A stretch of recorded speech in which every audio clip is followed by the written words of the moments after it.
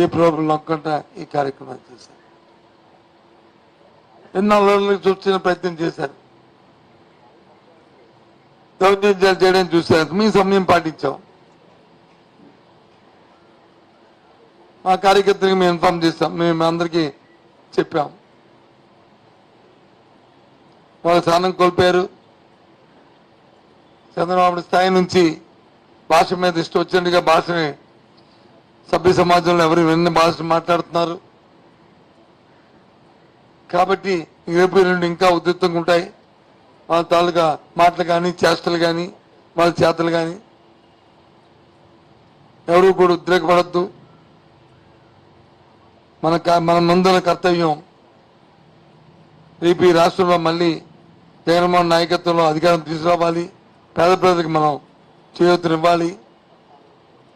వాళ్ళ ఆర్థిక పరిస్థితి మెరుగుపరచాలి. అది సమాజంలో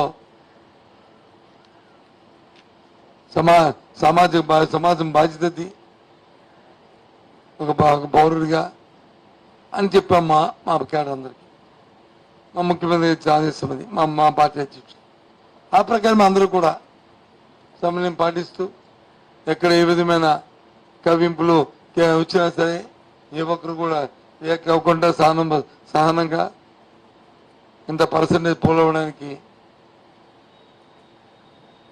మా కార్యకర్తలను సహకరించిన ప్రతి కార్యకర్తకి మనస్ఫూర్తిగా అభినందనలు తెలియజేస్తున్నాను. మీరు పార్టీ నాయకత్వం గుండెల్లోనూ పార్టీ గుండెలో మీరు అందరూ ఉన్నారు. మీ గౌరవం పెరిగే విధంగా రాబోయే కాలం ఉంటుందనే విషయాన్ని కూడా మీ సందర్భంగా తెలియజేస్తూ, అలాగే పాత్రికేయ సోదరులు సరే మన దగ్గర వచ్చి ఎక్కడో దగ్గర గంతాయి మొక్క ఉన్నట్టు ఈ పాత్రికేయ సోదరులు ఒక ఈటీవీ ఒక ఏబిఎన్ లేకపోతే ఒక టీవీ5 ఉంటే ఉండొచ్చు మేబీ. అయినా మిగతా ఉన్న మీ అందరికీ కూడా సోదరులందరికీ కూడా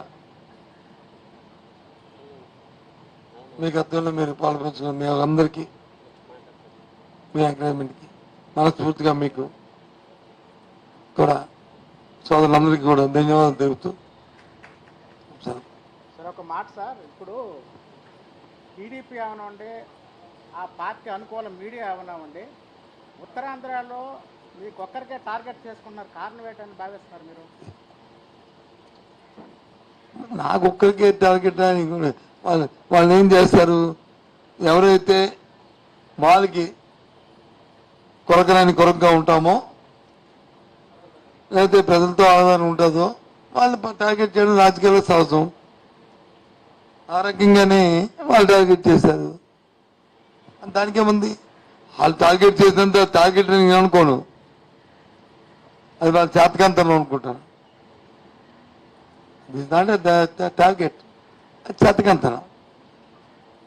వచ్చినప్పుడు మనం చెప్పాను కదా భాషని అన్ని ఆ కుటుంబంలోనే పదవులు అని చెప్పారని మాట్లాడి చంద్రబాబు నాయుడు అతను మాట్లాడొచ్చా మాట? గుళ్ళు ఉంది కింద మధ్యలో మంచి కదా. ఆ కుటుంబం మేము వచ్చి ప్రతిపక్షంలో మేము నాయకులు అయ్యాం. రాష్ట్ర అధికారులు లేనప్పుడు మేము వచ్చి ఎదుర్కొని మేము అందరం కూడా నేనైనా ఝాన్సీ అయినా మా తమ్ముడు అప్రాన్స్ అయినా లేదు మా మా అప్పలనాయుడు మా ఆయన అందరూ ఉన్నాం. కానీ చంద్రబాబు నాయుడు కాదు కదా, అలా మామూలు వెన్నుపడిచి అయ్యాడు. వాళ్ళ కొడుకు వచ్చి చంద్రబాబు నాయుడు అధికారం ఉన్నప్పుడు అతను నామినేట్ పదవి తీసుకున్నాడు. తర్వాత అధికారులు పోటీ చేసినప్పుడు ఓడిపోయాడు. కొడుకు తోడు వచ్చి అధికారం వాళ్ళు నాన్నగారు అంటే బాబాయ్ అవుతాడు. అతను వచ్చి చంద్రబాబు నాయుడు అధికారం ఉన్నప్పుడు ఇక్కడ ఉన్న భరత్ పోటీ చేసి ఓడిపోయాడు. మరి చంద్రబాబు నాయుడు బావమరిది, ఆయన అధికారం ఉన్నప్పుడు ఆయన ఎమ్మెల్యే అయ్యాడు. మేమెవరం కూడా పార్టీ అధికారం ఉన్నప్పుడు అవ్వలేదే. మరి వాళ్ళ వదిన గారు వచ్చి ఇంకో పార్టీలో ఉన్నారు నాయకత్వం. అంటే 5గురు ఆ కుటుంబంలో ఎక్కువ వాళ్ళ కుటుంబం అది కుటుంబం వాళ్ళ మాది కుటుంబం వాళ్ళ మాకు ఆ పదవులని ఏం మాటలు నవ్వు అంటే ఇవాళ చూస్తే ఇదో రాజీనామా లేక ఇంత దిగజారిపోతే ఎవరైనా దానికి మళ్ళీ నేను పోలీస్ కంప్లైంట్ ఇచ్చుకొని సిపి కంప్లైంట్ చేసి దీని పొరపొరాలు ఎక్కడి నుంచి వచ్చింది ఏంటని అని చేయమని చెప్పడం ఎందుకు పార్టీలో గందరగోళం సృష్టించింది.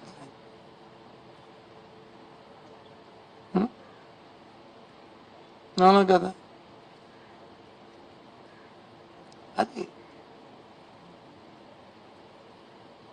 కాబట్టి అది ఓకేనా.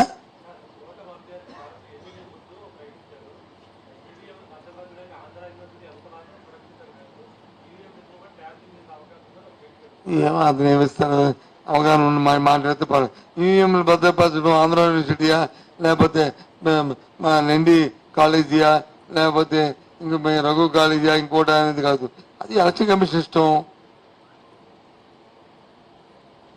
ఏం మాట్లాడతారు తెలియని మనుషులు. వ్యవస్థ గురించి అవగాహన లేకపోతే ఇలాంటి మాటలే వస్తాయి. వ్యవస్థ గురించి అవగాహన ఉన్నప్పుడు ఈ మాట్లాడరు. వ్యవస్థ మీద అవగాహన లేకపోయినప్పుడు